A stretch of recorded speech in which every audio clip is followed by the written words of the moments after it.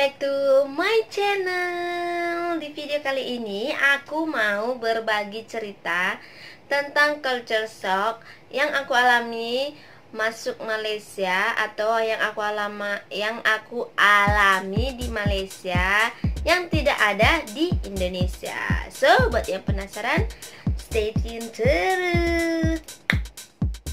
Oke guys, sebelum aku lanjut ke videonya, aku mau disclaimer dulu ya. Di sini aku nggak ada membanding-bandingkan antara satu negara dengan negara lain. Maksudnya aku nggak ada membandingkan Malaysia begini, Indonesia begini. Ini hanya pure pengalaman aku atau yang aku alami saja guys. Jadi kalian sebelum menonton video ini, kalian harus berpikir positif dulu ya guys. Jadi jangan pikir mentang-mentang udah di Malaysia begini, mentang-mentang begini udah enak begini. Jadi kalian jangan ada yang julid guys. Oke, yang pertama, yang pastinya kita pergi tur sampai di Malaysia. Yang pertama pasti kita tengok jalanannya guys. Jadi aku shock, jadi aku heran untuk yang pertama kali, dimana aku lihat di Malaysia ini semua sebagian besar, nggak bisa semua bilang karena tergantung orang ya kan. Sebagian besar orang berkendaraan di sini ikut aturan. Jadi segimanapun kamu mau buru-burunya, segimanapun kamu mau cepat atau emergensinya, kamu nggak bisa kayak menghimpit-himpit kendaraan. Seperti contohnya kayak kita di Medan kan, kalau misalnya dua line pun tapi dia orang bisa jadi banyak-banyak lagi bunyikan horn terus tak ada apapun bunyikan horn. Jadi di sini kan mereka boleh dikata nggak pernah langsung aku dengar bunyi horn, kecuali yang mungkin tersilap atau macam orang itu tiba-tiba ini jadi orang terkejut ya horn gitu. Jadi itu culture shock yang pertama waktu aku pertama kali datang ke Malaysia. Next, yang kedua tentang makanan guys. Jadi di Malaysia itu orang kalau kebanyakan itu sarapannya roti atau mie. Seperti suami saya, dia kalau makan nasi pagi-pagi kayaknya katanya macam terlalu berat gitu. Jadi kalau saya kan udah biasa di kampung makan nasi 3 kali sehari. Jadi nasi pagi, siang, dan sore. Jadi kalau di sini nggak boleh dikatakan, jarang sekali orang makan pagi itu makan nasi. Jadi aku rasa heran kenapa gitu. Jadi awal-awal memang nggak biasa gitu kan. Tapi lama-lama ya udah dicoba kebiasaan juga. Sama seperti kayak orang tua aku datang sini, mereka bilang harus nasi. Tapi setelah ditry, walaupun dia orang makan mie pun boleh kenyang juga ya. Kenapa kalau di kampung kalau nggak makan nasi itu kayaknya nggak pas gitu. Dan yang ketiga guys, aku lihat di sini boleh dikatakan di mana-mana itu ada tong sampah di tengah jalan, di tepi jalan. Bisa dikatakan kalau kita pergi mana-mana pasti ada tong sampah gitu. Jadi nggak kayak di kampung kan, ya mau buang sampah ya buang sampah, paling kalau ada pun di rumah aja, itu pun di dapur ya kan.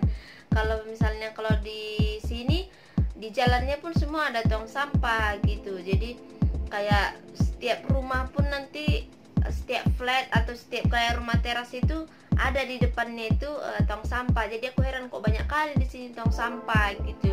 Itu hal yang buat aku terheran juga ya kan. Jadi tapi terbiasa juga guys, kalau misalnya seandainya pas aku pulang kampung, kayaknya rasa nggak biasa lagi buang sembarangan sampah gitu loh. Nggak mesti pergi ke tempat sampah gitu. Jadi terbawa juga kan kalau pas kita balik kampung. Sebenarnya bagus juga sih, nggak kayak kalau kita di kampung kan ya mau habis makan jajan kah, habis makan apa, ya udah di jalan dibuang aja gitu. Menurut saya ya guys. Jadi jangan kalian bilang enggak aku begini, ya udah kalau kalian misalnya habis makan atau apa nggak buang sampah sembarangan, it's good. Dan selanjutnya yang bikin aku terkejut juga di sini kayak tetangga gitu. Kalau di sini bilang jiran, bisa dibilang nggak kita kenal gitu guys. sebenarnya kenal, tapi kayak macam ya udah keluar rumah kita tengok aja mukanya gitu, nggak ada kayak kalau di kampung kan lagi sempat lagi menggosip. Kalau di kampung, satu kampung itu semua kita kenal. Kalau di sini satu flat mungkin 3-4 orang aja baru bisa kita kenal, itu pun belum tentu kayak kita baik gitu. Kalau di kampung bisa lagi kita minta cili tetangga, minta macam makanan tetangga. Kalau di sini walaupun kita macam udah sering teguran atau sembang-sembang sedikit gitu, tapi nggak pernah aku rasa, dan aku juga nggak pernah minta barang tetanggaku walaupun udah sangat kehabisan. Itu kebetulan misalnya habis cili gitu kan, lagi masak, baru udah mau siap masak, kena pergi lagi ke pasar jemput cili itu atau ke supermarket yang jual cili gitu. Jadi aku heran di sini kok ada tetangga tapi macam nggak ada tetangga gitu kan. Dan ada juga yang keberapa ini, yang kelima ya, kalau salah nanti kita ralat ya guys. Jadi yang kelima, aku pertama kali masuk sampai di Malaysia ini, aku pun heran kok setiap rumah ada jeruji besi itu. Jadi aku rasa kayak di penjara gitu ya kan, udah ada pintu besar, udah ada cetekan besar, lagi pakai ini, lagi terlalu safety gitu. Jadi aku rasa bukan, kalau di Indonesia kan rumah yang ada jeruji itu, yang ada pagar gitu kan hanya rumah orang-orang besar yang mewah gitu ya kan guys. Jadi di sini setiap rumah macam satu pintu pun ada troli besi. Jadi aku terali ke apa itu yang jeruji besi gitu ya kan. Jadi aku merasa kok gitu ya di sini ya. Apalagi dulu di rumahku itu ada jarak segini gitu, ada jarak berapa 1 meter gitu dari jerujinya ke pintu. Kalau yang rumah sekarang kan rumah yang setelah menikah kan jerujinya ya pintu ini, jadi nggak terlalu itu kali kan. Tapi lagi kita udah terbiasa. Kalau dulu aku pertama kali, ini kenapa ya di rumah ini macam kayak ini satu flat gitu kan ya, berarti nggak ada apa-apa kok bisa dipakai jeruji gini, lagi banyak kuncinya. Lepas itu ada gembok yang besar-besar gitu ya kan. Aku memang heran lah di situ. Dan yang ke berapa, ke-6, aku terherannya melihat kita cerita ke macam baru keluarga gitu ya. Masa di sini walaupun kita kayak orang baru gitu, kayak orang baru di keluarga Chinese gitu, kayak orang baru di keluarga Malaysia gitu kan, dibawa, contoh di suamiku ini kan bawa saya pergi raya Cina gitu. Jadi mereka nggak kayak di kampung kan, udah datangnya kau, itu siapa, kenalan lah, begini. Enggak guys, mereka macam menganggap kita kayak udah kenal aja gitu ya. Kalau datang sini berarti udah saudara gitu, nggak kayak di kampung kan, bah datangnya kau, duduk begini, enggak gitu. Jadi kayak biasa aja. Jadi kita nggak merasa orang asing gitu kan. Kalau misalnya terlalu disambut pun, aduh aku harus gimana ya, aku harus begini ya gitu. Jadi kalau di sini ya udah biasa aja gitu. Kalau kita datang pun, walaupun kita orang Indonesia atau gimana, mereka biasa aja, kayak menyambut family orang itu gitu aja. Jadi nggak ada istilah harus disalam semua ya, harus lagi satu yang aku herannya, nggak mesti harus yang kalau di Indonesia kan kalau kita perempuan, lelaki bawa perempuan harus pakai sarung biar agak sopan gitu, harus sungkeman apa segala macam kan kayak gitu. Jadi aku shock. Padahal pertama kali aku mau ikut beraya ini ya, aku sudah jaga-jaga, aduh gimana ya, aku harus gimana, aku harus begini ya. Udah sempet takut nih guys. Rupanya yang shocknya gitu ya kan, kita dibuat kayak udah kenal gitu aja, kayak udah gitu aja. Mau makan ya ambil makan apa segala macam, nggak ada segannya gitu. Nggak tahu lah ini bagus atau nggak bagus. Aku pun menurutku ada sisi positif, ada negatifnya juga. Jadi kalau sisi positifnya mungkin biar kita yang orang baru merasa nggak terlalu asing atau apa gitu. Kalau misalnya sisi negatifnya ya jadi kayak kita gimana ya, merasa kalau bagi orang yang pertama kali kayak kita dianggap nggak ya, kayak gitu mungkin ya kan. Oke, yang selanjutnya guys, aku di sini heran pertama kali pergi dan mendengar yang katanya pasar malam. Jadi kalau di Indonesia itu pasar malamnya kan seperti ada di sini apa ya, fun fair gitu. Kalau di Indonesia setahu saya macam fun fair, ada mainan, ada baling-baling, ada apa. Jadi pertama kali waktu kakak saya bilang baru sampai sini kan, dia cakap nanti kita pergi pasar malam ya. Aku udah happy tuh, ye pergi pasar malam. Kan kalau di kampung pasar malam kan macam setahun 2 kali, setahun 3 kali. Aku udah merasa ye nanti berarti sampai sini enak banget gitu kan di pasar malam. Sampai aku tengok mana baling-balingnya, mana itunya apa, mainannya, kok semuanya orang jualan sayur, jualan ini.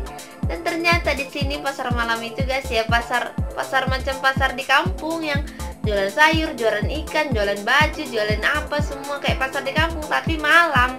Sementara kan kalau kita di kampung, nggak tahu di kampung kalian, ini kan cerita di kampung saya, pasar itu pagi sampai petang gitu guys. Jadi nggak kayak pasar malam itu, namanya ya kayak baling-baling itu ya. Jadi aku shock gitu pertama kali pasar malam gitu ya kan, kok bisa ya. Aku berpikir pasar malamnya begini gitu. Dan di sini juga yang aku shocknya banyak warga-warga asing gitu. Jadi aku pertama kali nih, apalagi ada warga Nepal, Myanmar, kan orang itu kan ada yang ganteng-ganteng gitu. Kalau di Indonesia nggak ada yang kayak, apalagi India, Chinese, jarang lah di kampung kita. Paling kalau Chinese ada pun kayak yang jual-jualan yang besar gitu, ruko, atau yang buat fotokopi gitu kan guys. Jadi di sini aku lihat ada India, aku shock lah ya kan. Wah, ada ini baru, kok orangnya ini ganteng-ganteng gitu ya kan. Masih baru, belum tahu yang namanya kita nggak boleh pacaran dengan yang begini gitu ya kan. Apalagi kalau pergi pasar malam situ banyak kali ya kan. Pas itu kata kakak aku, jangan kau ini ya, nanti kau sampai sini patentengan pula, mau inilah sosok mau kecentilan, mau sama orang-orang kayak gini ya, nggak bagus itu. Lama-lama ya udah ngerti gitu ya kan. Tapi yang shocknya kok banyak gitu orang-orang asing. Kalau di kampung kita kan nggak ada, yang paling ya orang kita aja gitu kan. Jadi shock lah yang pertama kali melihat ada banyak warga asing di sini gitu. Dan selanjutnya aku di sini shock lagi melihat bus rapid guys. Sebenarnya bukan melihat busnya, tapi melihat angkutan umumnya gitu kan. Kalau di kampung kan kita pakai angkot gitu. Jadi kalian tahu kan angkot atau kalau di mikrolet lah, apalah kalau yang di tempat-tempat. Tapi kalau di tempat kami yang namanya angkot lah, ada oplet, gitu ya kan. Jadinya aku merasa, jadi dekat aja pun harus naik bus sebesar ini gitu kan. Jadi aku shock, mau pergi ke Bukit Jambul pun harus naik bus nunggunya. Lepas itu di sini herannya lagi aku guys, aku rasa murah kali gitu, murah banget. Sejauh manapun kamu pergi, paling mahal itu naik bus Rp2.60 kalau nggak salah, Rp2.80. Padahal itu udah keliling Pineng gitu, macam dari Berlau sampai ke Komtar sana. Kalau kita di Indonesia guys, nggak tahu berapa ribu dah itu, begitu jauh. Ini kita fasilitas dalam bus pun oke, ada ikon, ada duduk, pokoknya oke lah gitu ya kan. Jadi aku shock aja gitu kendaraan umum di sini. Melihat kebun pula, gedung-gedung tinggi guys. Nggak tahu lah ya kan kalian mau pikirkan aku katro, norak. Jadi aku shock lah, kok di Pinang ini semuanya gedung-gedungnya tinggi-tinggi ya gitu. Kayak jarang dijumpai yang rumah-rumah kayak di kampung gitu, rumah teras. Tapi yang biasa, kalau rumah teras yang macam udah besar-besar ya banyak kan, tapi kebanyakannya rumah flat gitu.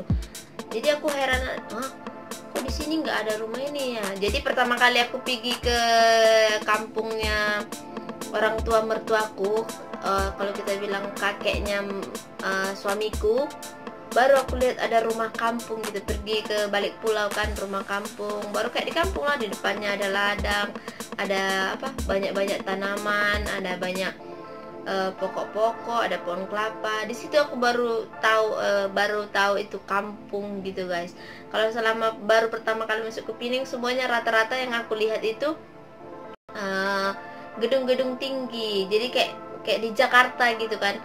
Jadi aku dulu pun sempat di Jakarta kan 7 bulan. Jadi memang di sana pun banyak gedung tinggi, tapi rumah-rumahnya kita kan tetap juga rumah teras, rumah gedung gitu kan. Jadi kalau yang di apartemen itu kan, ataupun yang kayak office gitu kan kalau di Jakarta. Kalau di sini kebanyakan rumahnya memang rumah flat gitu, nggak kira kondominium atau flat biasa, tapi semuanya bertingkat. Jadi aku pertama kali masuknya heran gitu, kayak gini ya gitu. Apalagi dulu kalau di kampung kan pakai lift itu hanya pergi ke mall saja kan. Ini naik ke rumah aja harus pakai lift gitu. Jadi kan heran gitu. Lalu guys, di sini aku shocknya lagi, masa aku tengok di sini semua rata-rata orang punya kereta atau yang punya mobil. Jadi aku shock, walaupun macam penampilannya biasa aja atau gimana gitu, orang pun bisa punya kereta gitu, bisa punya mobil. Sedangkan yang aku shocknya, kalau di kampung kalau sudah punya mobil pribadi satu guys, udah kayak orang-orang gimana ya, orang kaya gitu, yang udah punya kebun banyak, yang udah pokoknya yang anak kepala desa, anak camat lah gitu lah guys. Jadi heran kan, sampai di sini orangnya pun biasa aja, rumahnya pun kayak biasa, tapi ada mobilnya gitu, ada keretanya. Jadi shock lah pertama kali kayak gitu. Dan yang terakhir guys, tapi sebenarnya banyak lagi, cuman aku kasih tahu kalian biar nggak terlalu panjang kalian ini. Nanti kalau mau season yang kedua, atau kalian mau culture shock di saat suami aku pertama kali datang ke Indonesia, kalian pun boleh komen di bawah ya guys. Jadi oke guys, sekian dulu video dari Mami, semoga kalian suka. Dan kalau boleh kalian share video ini supaya banyak orang tahu lagi apa yang mungkin kita heran pertama kali masuk ke Malaysia, atau apa yang kita rasakan. Kalian boleh share video ini, kalian boleh like, komen, dan share video ini ke sosial media yang kalian punya. Dan jangan lupa subscribe ya guys, itu tombol di bawah itu, sekarang tekan sebelum kalian end video ini. Kalian subscribe ya, supaya Mami tetap semangat lebih lagi untuk membuat video-video yang menarik dan yang bermanfaat buat kalian. So, sekian dulu video dari Mami. I love you guys.